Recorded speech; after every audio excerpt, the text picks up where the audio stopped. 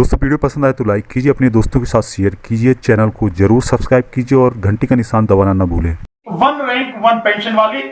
और मैं ऐसे समय में यह बात कर रहा हूं कि जब देश में वो सरकार है जो सरकार अपने आप को देशभक्ति का डंका पीटते पीटते होश ही नहीं मिलता, उसकी जुबान ही नहीं थकती। वो समझती है उसके अलावा और कोई इस देश में देशभक्त है ही नहीं। तो ऐसी देशभक्त सरकार अपने सैनिकों के साथ किस तरह का भेदभाव कर रही है, या इसे यूं कहूं कि ऐसी सरकार के होते हुए भी हमारे सैनिकों के साथ कितना भेदभाव हो रहा है, कितना भेदभाव लगातार चल रहा है। क्या सरकार को नहीं चाहिए कि उस सबको दूर करे, उसको समानता के अधिकार के आधार पर सुने और उस पर कार्रवाई करे और उसको समान करे, उन दिक्कतों को दूर करे, खत्म करे? होना चाहिए, नहीं होना चाहिए? नहीं तो देशभक्ति का जो ढोल है, समझ में भी आ रहा है कि वो देशभक्ति का ढोल केवल झूठा है, ढोल ही ढोल है, हकीकत में कुछ नहीं है। सैनिकों के लिए जो किया जाना चाहिए वो नहीं हुआ है। अब जैसे मैं आता हूं, पहली जो बात है वन रैंक वन पेंशन। साथियों, वन रैंक वन पेंशन के विषय में आप जान रहे हैं कि 2015 से ही जब मोदी सरकार आई है, मोदी सरकार ने दावा किया था, जो रेवाड़ी में मीटिंग हुई फौजियों की और बहुत बड़ी जबरदस्त रैली हुई जिसमें मोदी जी ने संबोधित किया और उसमें उनसे वादा किया कि वन रैंक वन पेंशन को हम देंगे। और उसके बाद जो उन्होंने दी है वो देना ना देना बिल्कुल एक ही जैसा हो गया साथियों। और इसीलिए उसी दिन से 2015 से ही लगातार आंदोलन जो हमारे जो सैनिक हैं, जवान हैं, वो लगातार कर रहे हैं। तो सरकार को नहीं पूछना चाहिए कि भाई जब हमने एक बार आपको दे दिया तो क्यों कर रहे हैं आप? स्वाभाविक है, कोई ना कोई उनकी ग्रीवेंसेस होंगी, कोई ना कोई उनकी दिक्कत होंगी, कोई ना कोई उसमें बाधा है, कोई ना कोई उसमें असमानता है, इसीलिए ना वो आंदोलन कर रहे हैं। तो जो वहां पर जवान सैनिक आंदोलन कर रहे हैं उनके अनुसार उनका कहना यह है कि ये जो pension one rank one pension दी गई है, कहा गया है, लेकिन इसमें भेदभाव आज भी जारी है। जो का त्यों भेदभाव चल रहा है, सैनिकों के साथ भेदभाव किया जा रहा है। 2013 में जो बात कही गई थी उसमें यह था कि एक अगर सैनिक का समान रैंक है, समान उसकी जो है सर्विस की लेंथ है, यानी माना एक व्यक्ति ने, एक सैनिक ने, एक जवान ने, माना वो हवलदार है और उसने 25 साल सर्विस की है फौज में, तो इस तरह के जितने हो, माने जितने भी हो हवलदार, चाहे वो एयरफोर्स में हो, चाहे जो वो नेवी में हो, चाहे आर्मी में हो, उन सबकी अगर सर्विस की लेंथ 25 साल है और रैंक उनका हवलदार है तो उनको एक ही तरह की पेंशन दी जाएगी। दूसरा साथियों, जो पेंशन दी जाएगी उस पेंशन में एक ही सबका ग्रुप होगा, अलग अलग नहीं होगा। लेकिन हुआ क्या है? हुआ बड़ा भेदभाव है साथियों कि जो ऑफिसर्स हैं उनका केवल एक ही ग्रुप है। और आप देखिए, जो ऑफिसर्स हैं उनको 24% से लेके 28% तक उनकी पेंशन में वृद्धि हुई। कोई दिक्कत नहीं, अच्छी बात। अब यही आप देखिए कि जो जवान हैं, जो जेसीओज हैं, जेसीओज लेवल तक के जो हैं जवान, हवलदार और जेसीओज, उनकी पेंशन में कितनी वृद्धि हुई? 4% से लेके 12% तक। अब इसमें और चीज देखें आप कि जो उसमें वृद्धि हुई है 4% से लेके 12%, इसमें भी जो जवान है इसमें भी दो तरह के उन्होंने ग्रुप बना दिए, एक्स ग्रुप और वाई ग्रुप। जो एक्स ग्रुप है उनको जो पेंशन मिल रही है वो ज्यादा मिल रही है, और जो वाई ग्रुप है उनको पेंशन उनसे कम मिल रही है। ऐसा क्यों है? एक ही लेवल पे अगर है और एक ही उसकी सर्विस की लेंथ है, तो जो बेस निश्चित हुआ था, जिस आधार पर उसको पेंशन उस तरह से मिली चाहिए थी, समान रैंक की समान पेंशन, तो उसको क्यों नहीं दी जा रही है? माना टेक्निकलिटी के आधार पर या किसी और उसके आधार पर, जैसे कोई ऑपरेटर है, जो कोई मैकेनिकल है, एयरफोर्स में है, नेवी में है और आर्मी में भी है, उस आधार पर जब सर्विस में है व्यक्ति तो मान सकते हैं कि सर्विस में क्योंकि उसका काम ज्यादा है, मेहनत ज्यादा है, उस आधार पर आप अंतर करते हैं तो ठीक है। लेकिन रिटायरमेंट के बाद, पेंशन आने के बाद तो उसका कोई काम नहीं है, सबके सब बराबर ही हैं। उनका कहीं कोई ऐसा नहीं है कम ज्यादा काम कर रहा है, ज्यादा काम कर रहा है। पेंशन तो पेंशन, आगे कोई काम नहीं कर रहा। उस आधार पर अंतर क्यों है? और यह तय हुआ था कि भाई जो एक तो इस तरह का भेदभाव नहीं किया जाएगा, दूसरा जो मैक्सिमम है पेंशन वो दी जाएगी। तो जो एक्स वाले को मान लेते हैं एक कि माना एक्स वाले को 10,000 मिल रही है, वाई वाले को 6,000 मिल रही है, उसे 6,000 क्यों मिल रही है? उसे भी 10,000 मिलनी चाहिए। मैं ये नहीं कह रहा हूं, ना ही ऐसा था कि जो 10,000 है उस वाले की 6 कर दो, नहीं। 10,000 वाले की 6,000 नहीं करनी, 10,000 वाले की 10,000 ही रहनी है, लेकिन जिसको 6,000 मिल रही है उसको बढ़ा के 10,000 करना चाहिए। यही नियम है। लेकिन कुछ ऐसा घालमेल हुआ, कुछ ऐसी लीडरशिप हुई, और हमेशा मैं जो मानता हूं, ये मेरे जीवन का बड़ा अनुभव है, कड़वा अनुभव है, कि जब भी धोखा होता है, जब भी इस तरह की दिक्कतें आती हैं, वो जो संगठन होते हैं जो अपनी मांगों को लेकर संघर्ष कर रहे होते हैं, उनके जो लीडरशिप होती है, उसकी लीडरशिप में कहीं ना कहीं गड़बड़ होती है। या तो कोई सरकार से मिल जाता है, मिला हुआ होता है, सरकार का आदमी होता है, और या वो अपने स्वार्थ के लिए काम कर जाए, बाकी जो है भाड़ में जाओ, कोई दिक्कत नहीं। तो जब भी दिक्कत आती है, उन संगठनों की जो लीडरशिप है उसमें दिक्कत आती है, जिसकी वजह से सारा खेल बिगड़ जाता है। तो ये जो अंतर है कि जब एक ही रैंक है, एक ही सर्विस लेंथ है, और जो मैक्सिमम आप जिसको दे रहे हो पेंशन, वही सबको क्यों नहीं दी जाती? और जो एक्स ग्रुप में जिन्हें बना रखा है, एक्स ग्रुप में बस केवल 6% लोग हैं जो सेना से रिटायर्ड हुए, जो पेंशन लेने वाले जवान में, जेसीओज में, जो एक्स ग्रुप में जिनको रखा गया, वो उनकी संख्या 6% है। और जो 94% है, 94% जो है वो दूसरे हैं, वो दूसरे जवान हैं जिनको वाई ग्रुप में रखा गया। तो जो वाई ग्रुप वाले हैं वो भी एक्स ग्रुप के बराबर ही पेंशन लेने के अधिकारी क्यों नहीं है? और सरकार ने वादा करने के बाद भी आज तक उनको ये पेंशन क्यों नहीं दी है? दूसरा, इसी तरह से फैमिली पेंशन में जो है वो है दिक्कत। फैमिली पेंशन में भी अंतर है। तो आप फैमिली पेंशन को भी जो ज्यादा मिल रही है वो क्यों नहीं दे रहे, ताकि सभी जवानों को बराबर पेंशन मिल सके? तो सरकार का जो काम था, सरकार ने जो लोगों से वादा किया, रेवाड़ी मीटिंग में खुद प्रधानमंत्री नरेंद्र मोदी ने, और जो आज की तारीख में जनरल वीपी सिंह है वो भी उस समय थे, उन्होंने क्यों, सब लोगों ने जवानों से वादा करने के बाद भी जो उनका हक बनता था, 1 रैंक 1 पेंशन, समान पेंशन, आज तक भी क्यों नहीं दी है, जो कि उन्हें देनी चाहिए, जिसके वो हकदार हैं? ये जो असमानता है ये बहुत ही गलत है, और मैं मानता हूं ये सैनिकों का अपमान, जवानों का अपमान करना है। इसके अलावा और देखिए साथियों, और अंतर है। केवल एक जगह अंतर होता तो मैं मान लेता कि चले एक ही जगह है, इसको दूर करना चाहिए, पर अंतर सेना में कई जगह है, ऑफिसर्स में, जवान के बीच में कई जगह अंतर है।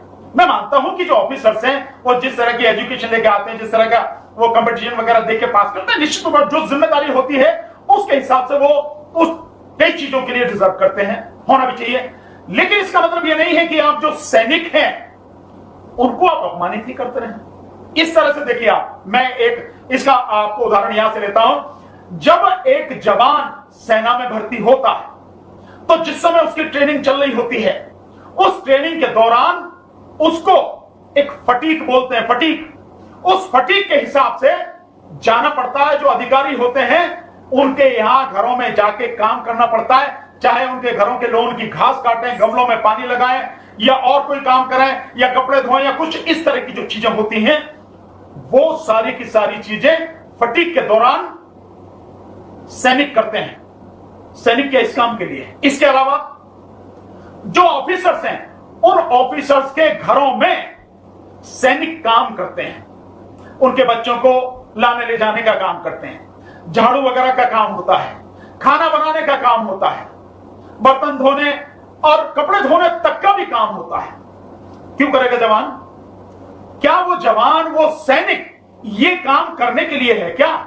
या वो देश की सेवा के लिए गया है, देश के लिए संघर्ष करने के लिए गया है, देश के लिए बलिदान करने के लिए गया, उसके लिए काम करेगा वो।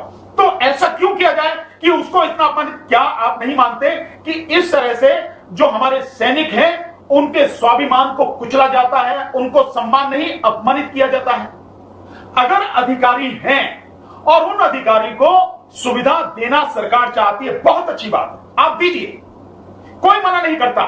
क्योंकि अगर आप वैसे भी देखें तो आईएएस लोग हैं, आईपीएस लोग हैं, आईपीएस के यहां भी जो सिपाही हैं वो जाके काम करते हैं, लेकिन जो आईएएस लोग हैं उनके यहां पर अगर उन्हें चाहिए तो उनके लिए नौकर होते हैं। अब जैसे जजेस हैं, उन जजेस के लिए भी नौकर चलाऊ हैं, हाई कोर्ट के जजेस हैं, सुप्रीम कोर्ट के जजेस हैं, उनके लिए भी नौकर दिए जाते हैं, काम करने के लिए घर में दिया जाता है। ठीक इसी तरह से सेना में जो ऑफिसर थे उनके यहां भी अगर आपको सुविधाएं देनी तो दीजिए। आप वहां खाना बनाने वाले दीजिए, जो खाना बनाए, बर्तन मांजे और झाड़ू पोछा लगाए, दीजिए ना, आप उनको सुविधाएं दीजिए। पर वो काम सैनिक क्यों करेगा? आपको कपड़े धोने वाले उनको देने ही दीजिए, उनके बंगलों में जो साफ सफाई करने वाले, घास काटने वाले, गमलों को पानी देने वाले, पौधों को पानी देने वाले, बिल्कुल आप दीजिए उन्हें सुविधाएं। एक उन्हें नौकर दीजिए, दो दीजिए, जितनी आप समझते हैं कि इतनी सुविधाएं हमें अपने अधिकारी को देनी, बहुत अच्छी बात है, दीजिए, आप, वो डिजर्व करता है, दीजिए। लेकिन ये काम सैनिक क्यों करेगा? ये काम सैनिक का नहीं है ना। सैनिक किसी अधिकारी के घर में काम करने गया, नौकरी करने नहीं गया, वो अधिकारी का नौकर नहीं है, वो देश का सैनिक है। और देश के सैनिक का स्वाभिमान है, सम्मान है। उस स्वाभिमान और सम्मान की रक्षा की जानी चाहिए, सम्मान को बढ़ाया जाना चाहिए और उसे उसी हिसाब से ट्रीट किया जाना चाहिए। वो किसी के घर में जाके अधिकारी में काम क्यों करेगा? ये परंपरा बहुत गलत है। ये परंपरा अगर ब्रिटिश पीरियड की रही हो सकता है उस समय के ही जो परंपरा रही हो। क्यों? क्योंकि वो तो ब्रिटिशर्स थे, तो उसमें जो ऑफिसर्स होते थे वो सारे ब्रिटिशर्स होते थे, अंग्रेज होते थे, और बाकी जो नीचे के रंगरूट है वो सारे के सारे जो है भारतीय होते थे। तो उनके अंतर के लिए और उनको ये एहसास कराने के लिए कि हम तुम्हारे अधिकारी हैं, हम तुम पे हुकूमत करने आए, तुम गुलाम है, उस समय की वो परंपरा होगी। और उस समय वो लोग उन लोगों से काम कराया जाता होगा, घर का बाहर का जो भी है वो सारा सब कुछ, वो एक उस समय की परंपरा रही हो। आज तो नहीं। आज तो संविधान के आधार पर चलने वाला गणतांत्रिक देश है, स्वतंत्र देश है भारत। तो इस स्वतंत्र भारत में जो हमारे जवान हैं, जो हमारे जेसीओज हैं, जो सैनिक है हमारे, उनका सम्मान होना चाहिए, उनका स्वाभिमान होना चाहिए, उनके स्वाभिमान को बढ़ाना चाहिए, बरकरार रखना चाहिए, उसको ठेस नहीं पहुंचानी चाहिए, उसको कुचला नहीं जाना चाहिए। तो इसलिए घर में काम करने के नौकर के जो काम करते हैं वो सैनिकों से कराना बंद करना चाहिए। मैं मानता हूं कि सैनिक इस आवाज को नहीं उठा सकते क्योंकि वो डिसिप्लिन्ड फोर्स है, एक अनुशासित सेना है, जवान है, वो ये नहीं उठा सकते। लेकिन जो नेता हैं, जो एमपी हैं, वो तो ये बात उठा सकते हैं। जो सांसद हैं, जो मंत्री हैं, सरकार में हैं, जो विपक्ष में हैं, वो तो ये बात उठा सकते हैं कि ये जो भेदभाव सेना में किया जा रहा है और जवानों का जो अपमान किया जा रहा है, उनके स्वाभिमान को जो कुचला जा रहा है, ये बंद किया जाना चाहिए। ये तो वो कर ही सकते हैं, लेकिन कोई आवाज नहीं उठा रहा। मैं नहीं जानता कि क्यों नहीं उठा रहे। क्या उन्हें सेना से कुछ लेना देना नहीं है, या उन्हें किसी तरह का डर है, या वो जानते ही नहीं है, कुछ भी हो सकता कारण, लेकिन ये गलत है। तो ये जो भेदभाव है ये बंद होना चाहिए। एक बात, इस बात पर भी विचार करना चाहिए कि जो सैनिक हैं हमारे, आप देखिए तीनों सेनाओं में, मैं जो पैरामिलिट्री फोर्सेस है, अर्धसैनिक बल है, उनकी बात नहीं कर रहा, वो भी मैं आज करूंगा। मैं उनकी बात नहीं कर रहा हूं, मैं केवल अभी सेना की बात कर रहा हूं। तो सेना में एक रिपोर्ट शायद संसद में पेश की गई थी, बताई गई थी, मिनिस्ट्री ऑफ डिफेंस की तरफ से शायद बताई गई थी, एक सवाल के जवाब में कहीं कुछ है, मेरी जानकारी ऐसा है, कंफर्म अभी नहीं है बट मैं कर दूंगा इसको। उसमें कहा यह गया है कि सेना में हर साल 100 से लेकर 150 तक जवान सुसाइड करते हैं, आत्महत्या करते हैं। क्या इस पे ध्यान नहीं दिया जाना चाहिए कि आत्महत्या क्यों है, जवान आत्महत्या क्यों कर रहे हैं, जवान के सामने ऐसी क्या दिक्कत है कि उसे आत्महत्या करनी पड़ी है, सुसाइड करना पड़ रहा है? क्या ये जो जिस तरह से उसका स्वाभिमान कुचला जाता है, अपमानित किया जाता है, क्या यह भी इसका एक कारण है? या एक और कारण हो सकता है कि जो माना जरूरत 10 जवानों की है और 10 जवान की जगह 5 ही जवान हैं और 5 जवानों को 10 जवानों का काम करना पड़ रहा है, तो उन पे एक्स्ट्रा प्रेशर है, डबल काम करना पड़ रहा है, उसका भी प्रेशर है। क्या इस वजह से जवान जो सुसाइड कर रहे हैं? ये क्या कारण है जो हमारे जवान सुसाइड कर रहे हैं? और एक इंफॉर्मेशन इस तरह की है, ये जो सैनिकों के ही माध्यम से है, एक इंफॉर्मेशन ये है कि जितने अब तक जो हमारे युद्ध वगैरह हुए हैं, जितने भी मतलब हमारी भिड़ंत हुई है, उसमें जितने जवान हमारे शहीद हुए हैं, उससे ज्यादा जवानों ने आज तक हमारे देश में आत्महत्या की है। तो ये इतनी गंभीर परिस्थिति है, क्या इसको सामान्य समझा जा रहा है कि जवान क्यों आत्महत्या कर रहे हैं? इस बात को गंभीरता से लेकर इसका बिल्कुल समाधान करना चाहिए। जवानों से जवानों की समस्या सुननी चाहिए, क्या बात है, जिससे हमें पता लगे एक्चुअल में कि जवान क्या महसूस कर रहे हैं, किस वजह से डिप्रेशन में जा रहे हैं, किस वजह से ये स्थिति उनके सामने खड़ी हो रही है, ऐसा क्यों हो रहा है। इसका समाधान करना किसकी जिम्मेदारी है? सरकार की जिम्मेदारी है, सरकार को करना चाहिए। इसके अलावा और एक स्तर पर भेदभाव देखिए साथियों, जो कैंटीन है, सीएसडी कैंटीन, डिफेंस की जो कैंटीन होती है, उस कैंटीन में भी एक बड़ी अजीब स्थिति, उसमें भी दो तरह की स्थिति है। एक स्थिति यह है कि जो ऑफिसर्स हैं, बताया जाता है कि ऑफिसर्स को 9,000 रुपए तक की वो खरीद कर सकता है महीने में, लेकिन वही जवान और जेसीओ वो 4 से 5,000 रुपए तक की, आज शायद 5,000 कर दिया गया है, 5,000 तक की खरीद कर सकता है। मतलब जो खाने पीने का या नहाने धोने का, पहनने वगैरह का जो सामान खरीदते हैं, मतलब ऑफिसर्स के रैंक में, और इसमें अगर इसको उतना ही कर दिया जाए कि जितना ऑफिसर्स खरीदते हैं उतने का सामान ही जवान भी खरीद सकता है, तो इसमें क्या दिक्कत है? हाँ, अगर जो व्यक्ति खरीदेगा, भाई कोई भी व्यक्ति है अपनी हैसियत के हिसाब से, अपनी कैपेसिटी के हिसाब से, अपनी जो क्षमता है उसके हिसाब से तो खरीदेगा, उससे ज्यादा तो नहीं खरीदेगा। अगर वो माना 4,000 रुपए का या 3,000 रुपए का महीने में खर्च कर सकता है अपने खाने पीने या उस सामान पे जो कैंटीन से खरीदा जा सकता है, तो उतना ही खरीदेगा। अगर कोई ज्यादा कर सकता है तो उतना खरीदेगा। तो क्यों ना इसको भी बराबर कर दिया जाए, इसमें क्या दिक्कत है? इसमें भी इतना बड़ा अंतर क्यों है? एक बात। दूसरी बात, एक बड़ी जबरदस्त बात है जिसके विषय में मैं समझता हूं उसको समझना बहुत जरूरी है कि एक जवान, जिस लेवल तक एक जवान अपनी सर्विस में रहते हुए एक गाड़ी खरीद सकता है, और सर्विस से रिटायर होने के बाद जब वो पेंशन आता है तो वो पेंशन के बाद भी केवल एक गाड़ी खरीद सकता है, केवल एक। वहीं पर जो अधिकारी हैं, ऑफिसर्स हैं, वो उनको गाड़ी हर 4 साल में खरीदने का उनको अधिकार है। बहुत अजीब सी स्थिति है, मैं नहीं समझ पा रहा हूं कि ये क्यों है। और इसमें भी एक अंतर है कि जो जवान है वो जवान 1400 सीसी तक की ही गाड़ी खरीद सकता है, और जो ऑफिसर है वो 2500 सीसी तक की गाड़ी खरीद सकता है। ये जो अंतर है, और जवान केवल अपने पेंशन आने के बाद, रिटायर होने के बाद केवल एक गाड़ी, और वो 4 साल में बदल सकता है। क्यों भाई? ये जो भेदभाव है इसे क्यों ना एक समान कर दिया जाए कि दोनों के लिए यह नियम बना दिया जाए कि जवान हो या ऑफिसर हो, वो व्यक्ति जो गाड़ी खरीदेगा वो गवर्नमेंट के नियम के अनुसार, पेट्रोल की है तो 10 साल में बेकार हो जाएगी, डीजल की तो 15 साल में, तो पेट्रोल की खरीदनी है तो 10 साल बाद खरीद सकता है, डीजल की खरीदनी है तो 15 साल बाद खरीद सकता है। ये नियम जितने भी अधिकारी हैं सेना के और जितने भी जवान हैं उन सबके लिए बराबर करने में क्या दिक्कत है सरकार को? और सरकार ने अब तक क्यों नहीं किया गया? क्या दिक्कत है सरकार को ये सारी चीजें करने में, जो सरकार इतनी राष्ट्रभक्त है और सेना के नाम पर जो वोट मांगती है, सेना को वोटों के लिए जिस सरकार ने इस्तेमाल किया है, वो सरकार का सैनिकों की इतनी बात भी सुनने को तैयार नहीं है, समझने को तैयार नहीं है, उन्हें उनका ये हक देने को तैयार नहीं है। क्यों? कहां है ध्यान आपका? क्या सरकार का सारा ध्यान एमएलए एमपीओ को खरीदने पर, विपक्ष की सरकारों को गिराने पर और अपनी सरकार बनाने पर ही है? ये सिर्फ इसी पर ध्यान है? सैनिकों के साथ ये जो भेदभाव हो रहा है, ये सेना में ये जो अंतर है, इस अंतर को दूर करके सबको एक समान स्तर पर सुविधाएं देने में क्या दिक्कत है?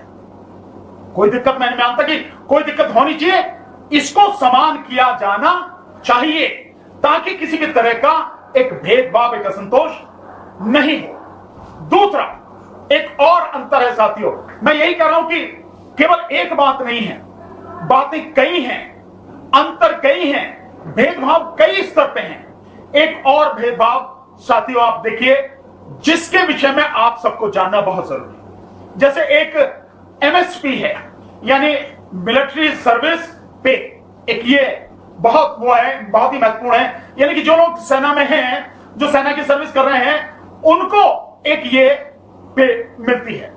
अब इसमें अब अंतर देखिए कि जो सैनिक है उस सैनिक को मिल रहे हैं 5,000, जो नर्सिंग स्टाफ है उसको मिल रहे हैं 10,000, और जो ऑफिसर्स हैं उनको मिल रहे हैं 15,000। आप जरा इसको देखेंगे कि जो सैनिक है सीमा पर तो वही होता है, जो फ्रंट में खड़ा है वो सैनिक ही है।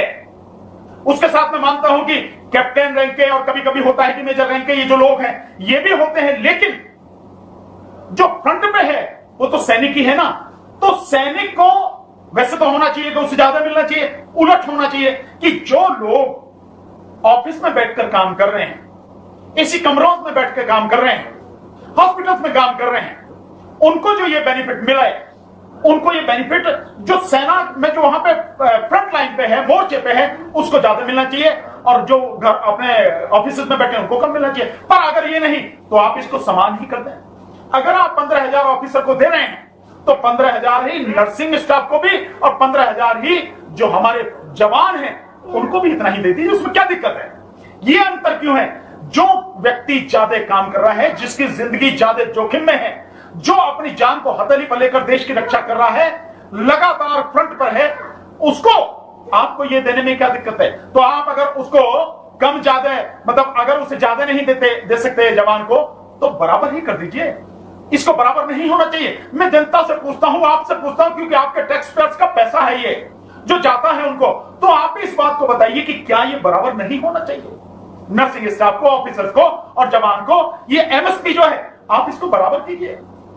दूसरा, यहां एक चीज और मैं आपको बताना चाहूंगा साथियों, इसको ध्यान रखना बहुत जरूरी है। इसमें आप अगर देखें, जो जवान है उस जवान के सेना में भर्ती होने की उम्र है 18 साल।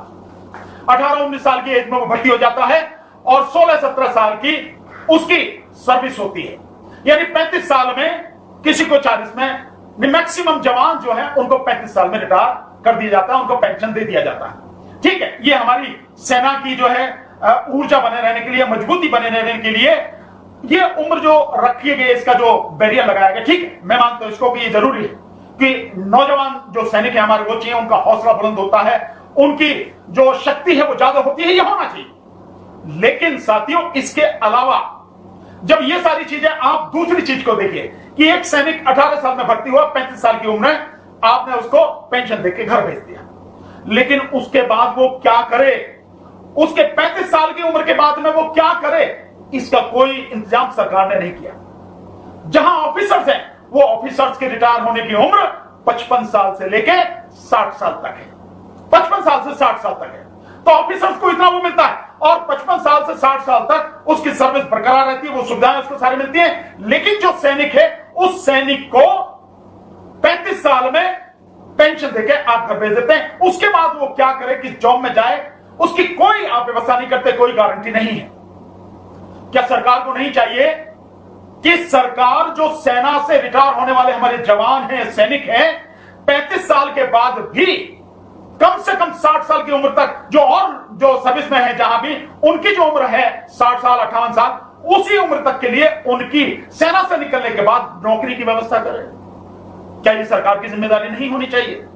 क्या ये सरकार को नहीं करना चाहिए कि उनकी नौकरी की व्यवस्था करे? अगर और भी कुछ नहीं है तो वो जवान है, वो वेल ट्रेंड है, डिसिप्लिन्ड है। भाई अभी कहीं नहीं हो सकते तो आप उनको जो स्टेट की जो पुलिस फोर्स है, आप पुलिस फोर्स में दीजिए उसको जिम्मेदारी, उसको पुलिस फोर्स में रखिए आप उनको। इसके अलावा और रख सकते हैं आप कि जो सीआईएसएफ के जो जवान हैं, जो आपकी जो गवर्नमेंट की, जो सेंट्रल गवर्नमेंट की इंडस्ट्रीज वगैरह हैं और जो उसके प्रतिष्ठान है, उनकी जो सुरक्षा करते हैं, उस सुरक्षा में जो लगाए जाते हैं सीआईएसएफ के जवान, आप उनको सीआईएसएफ में भेज दीजिए, पैरामिलिट्री फोर्सेस में। तो कम से कम जो हमारे पास डिसिप्लिन्ड फोर्स है, डिसिप्लिन्ड हमारे पास जवान हैं, सैनिक हैं, उनकी सेवा लगातार देश को मिलती रहे। इसमें क्या उनको रोजगार भी मिल जाएगा और एक ट्रेंड जो है फोर्स भी मिल जाएगी। जो ट्रेनिंग पे खर्चा होता है पुलिस में और उसमें, वो सारा खर्चा भी बच जाएगा। तो आपको वेल ट्रेंड जवान मिले, ऐसा क्यों नहीं किया जाना चाहिए? या इसके अलावा कहीं और भी हो सकती है? क्या ये सरकार व्यवस्था नहीं करनी चाहिए कि सैनिकों को 35 साल के बाद निश्चित रूप से उनको नौकरी की व्यवस्था होनी चाहिए। क्यों ये जरूरी है साथियों? 18 साल की उम्र में शादी हुई, वो 18 साल की उम्र में वो सेना में भर्ती हुआ, और जब नौकरी लग जाती है उसकी के बाद में उसकी शादी की बात होती है। मान लिए 22, 23, 24 साल की, 25 साल तक की उम्र तक की उसकी शादी हो गई, 35 साल में रिटायर कर दिया।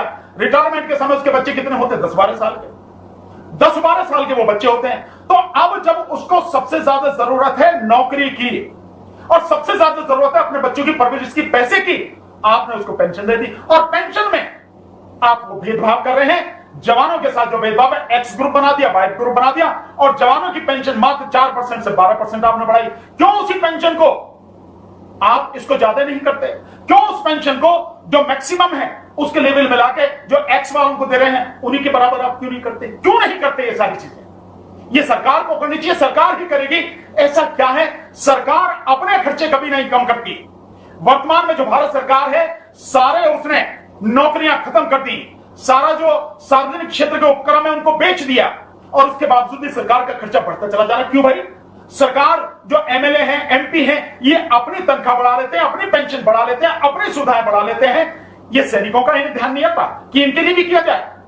देश के प्रधानमंत्री पर 600 करोड़ रुपए सालाना का उसका सिक्योरिटी का बजट है। एक प्रधानमंत्री का 600 करोड़ सालाना सिक्योरिटी का बजट, और तकरीबन 2000 करोड़ रुपए सालाना के प्रधानमंत्री पर खर्च होते हैं। आवागमन, ये वो, अगड़म झगड़म, तो सैनिकों को देने के लिए पैसा नहीं है। सैनिकों को नहीं दिया जाना चाहिए।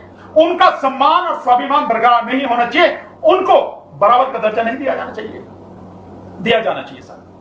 अब दूसरी बात यह है साथियों, अब इसको देखो कि ऑफिसर रिटायर होता है 55 से 60 साल की उम्र में, और सैनिक जो रिटायर होता है वो रिटायर होता है 35 साल की उम्र में। अब आ जाते हैं हम ECHS, एक स्कीम है, वो है ex serviceman contributory health scheme.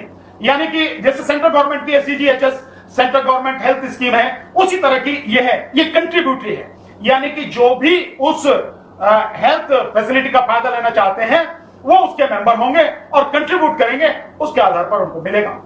अब इसमें आप एक भेदभाव देखिए, बहुत जबरदस्त इसमें भी भेदभाव है कि जो हर महीने इन ECHS में जो कंट्रीब्यूशन है वो कंट्रीब्यूशन सबका समान है, सभी का बिल्कुल समान है। 1000 रुपए महीने उसमें जाते हैं, लेकिन फैसिलिटीज में अंतर है। फैसिलिटीज में अंतर क्यों है भाई? अगर एक जवान, जो जवान है वो भर्ती होता है तो वो जनरल वार्ड में, जो JCOs हैं वो अगर भर्ती होते तो सेमी प्राइवेट वार्ड में, और जो ऑफिसर्स हैं वो प्राइवेट वार्ड में। सबको एक समान क्यों नहीं दिया जाता जब कंट्रीब्यूशन सबका बराबर है? क्योंकि कंट्रीब्यूटरी है, और जो भी व्यक्ति इसके मेंबर बनते हैं वो अपनी इच्छा से बनते हैं, स्वेच्छा से बनते हैं। वो ऑप्ट करते हैं कि भाई हम इस स्कीम को ऑप्ट कर रहे हैं। उसके बाद ही उनकी जो मेडिकल अलाउंसेस है वो कटते हैं, वो सीधे कट के उसमें जाते हैं, सबका समान रूप से कटता है। इसमें तो फिर समान फैसिलिटी देने की क्या दिक्कत है? लेकिन कुछ लोग इस बात को कहते हैं कि भाई जो ऑफिसर्स होते हैं, वो ऑफिसर्स जो टॉप लेवल के जो ऑफिसर्स हैं वो वन टाइम कंट्रीब्यूशन जो अपना देते हैं उसमें वो बहुत ज्यादा है। उनका जो जवान है उसका 3 गुना है, और जो उसके नीचे के ऑफिसर्स हैं उसका जवान का 2 गुना है, जितना जवान का है। माने कि जवान अगर 60,000 देता है वन टाइम, तो उसके ऊपर का जो ऑफिसर है, JCO या जिसको भी आप मान लें, वो 1 लाख देता है, और उसके ऊपर का जो है वो देता है करीब 1,60,000। ऐसे एक मान लें, एक समझने के लिए हम इसको समझा, अगर वो उतना देता है। लेकिन अगर आप इसको देखें तो जो जवान है वो रिटायर कितने में हुआ? 35 साल में। अगर 35 साल में उसकी जो और 15 साल की सर्विस अगर जोड़ दी जाए, और उस 15 साल का 1-1 हजार रुपए के हिसाब से पर ईयर का अगर जोड़ दिया जाए तो 1,80,000 रुपए होता है उसका। अगर 1,80,000 रुपए उसको होता, अगर मानो उसको सर्विस मिल रही होती 58 साल तक, या जो 55 साल तक या 60 साल तक, तो उसको इतना मिलता ना। 80,000 है या 1,80,000 है या 2,40,000 होता उसका। अगर उसकी लेंथ सर्विस की उतनी होती, उसको आपने पहले रिटायर कर दिया, तो उसको जो कंट्रीब्यूशन है, इसलिए उसका वो जो वन टाइम है वो कम है।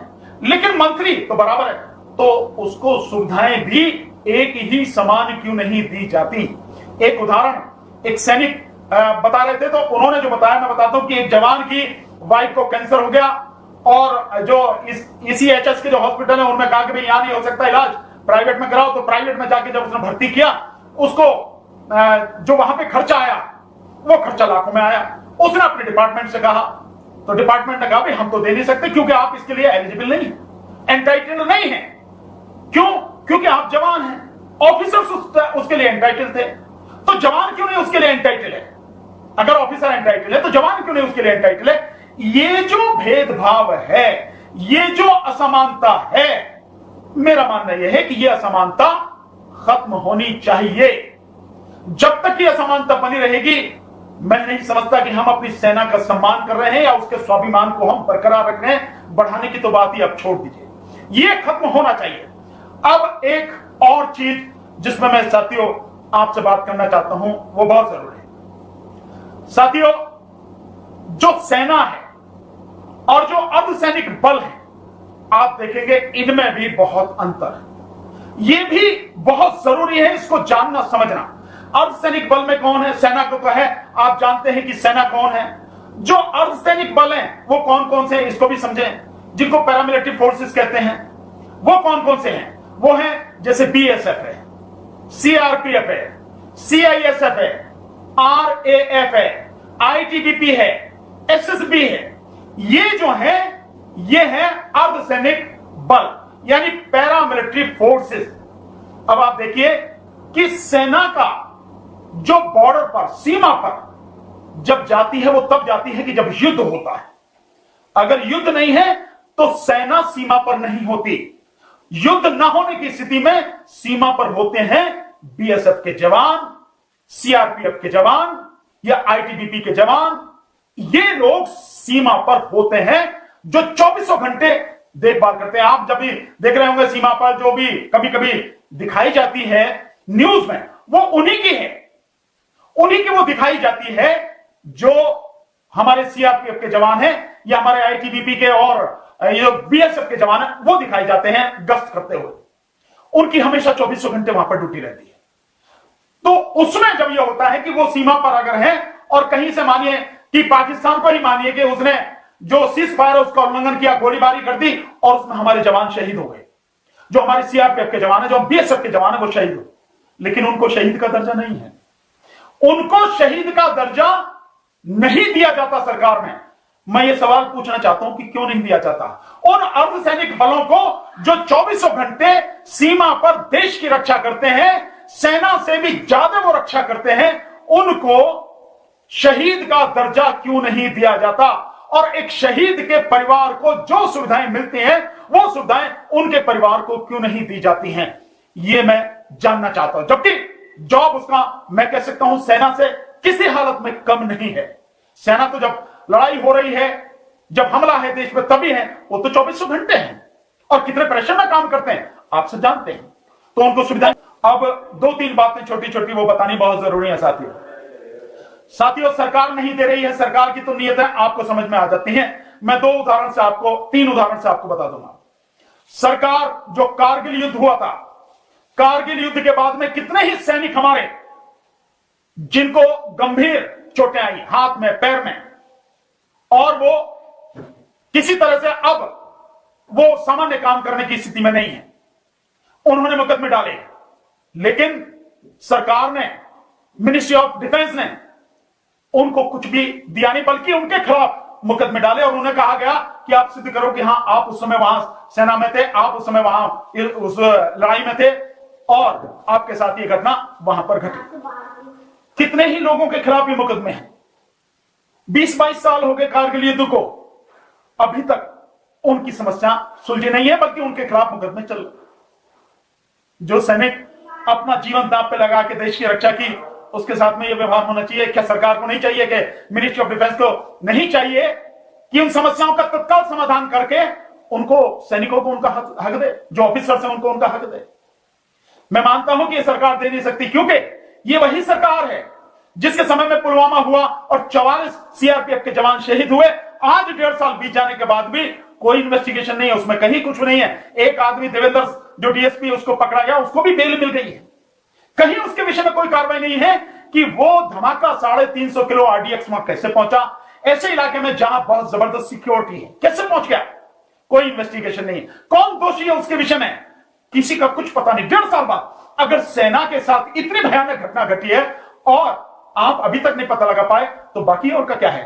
क्या ये माना जाए कि वो सब सरकार की प्री प्लान थी? कहीं मिलके ही वो सब इलेक्शन का लाभ लेने के लिए, क्योंकि 2019 में मई में इलेक्शन था, आप सबको ध्यान है, अप्रैल मई में इलेक्शन था, और जो वो हुआ पुलवामा वाला वो 14 फरवरी को हुआ, आप सबको मालूम है। और अब चीन के साथ जो हुआ है, इस 15 जून को जो हुआ, 15 जून की घटना जिसमें हमारे 20 जवान शहीद हुए हैं, कहा जरूर गया है, प्रधानमंत्री की तरफ से कहा गया कि उनका बलिदान बेकार नहीं जाएगा, लेकिन वही प्रधानमंत्री ये कहते हैं कि लद्दाख में ना तो कोई वहां बाहर से आकर घुसा है, ना कोई घुसा हुआ है, और ना ही हमारी एक भी पोस्ट किसी के कब्जे में है। तो फिर ये बताएं कि हमारे 20 जवान शहीद कैसे हुए, हमारे 10 जवान जिनमें 4 सीनियर ऑफिसर्स भी हैं, चीन ने कैसे बंदी बना के रखे, उनको बाद में छोड़ा, और कैसे हमारे 76 जवान घायल हुए? इस बात का जवाब कुछ नहीं है। अगर चीन घुसा हुआ नहीं है, मुझे मालूम है, मैं विश्वास के साथ कह सकता हूं कि वो जो हमारे जवान शहीद हुए हैं वो भी कहीं ना कहीं एक गंदी राजनीति का हिस्सा है, क्योंकि बिहार में चुनाव है और बिहार रेजिमेंट के वो थे, और बिहार के भी पर्टिकुलर बिहार के उसमें कई जवान थे जिनके विषय में प्रधानमंत्री ने जो 125 दिन की जो रोजगार गारंटी योजना प्रवासी मजदूरों के लिए की गई, उसमें खगड़िया से जिसकी शुरुआत करी बिहार में, उसमें जो बात कही गई वो भी कहीं ना कहीं राजनीति का हिस्सा है। वो कहने की बात है बलिदान की, पर मुझे नहीं लगता कि उस बलिदान का कोई बदला लिया जाएगा, वो बलिदान हमारा बेकार नहीं जाएगा। ये स्थिति सरकार की है। और अब साथियों, एक बहुत जरूरी बात, मैंने पहले भी कहा कि कहीं ना कहीं आपके जो संगठन है, उनके जो नेता हैं, वो नेता सवालों के घेरे में है। मेरा आपसे रिक्वेस्ट है, उन नेताओं से भी और आपसे भी, इस समस्या की जड़ में जाइए, समझिए कि दोषी कौन है जिससे आपको आपका हक नहीं मिल रहा, वन नेशन वन पेंशन और जो सारी चीजें क्यों नहीं मिल रही, उसके विषय में आप सोचिए, गहराई से उसका अध्ययन कीजिए, जाइए उसकी गहराई में। दूसरा साथियों, मैं आपसे एक चीज और कहना चाहता हूं साथियों,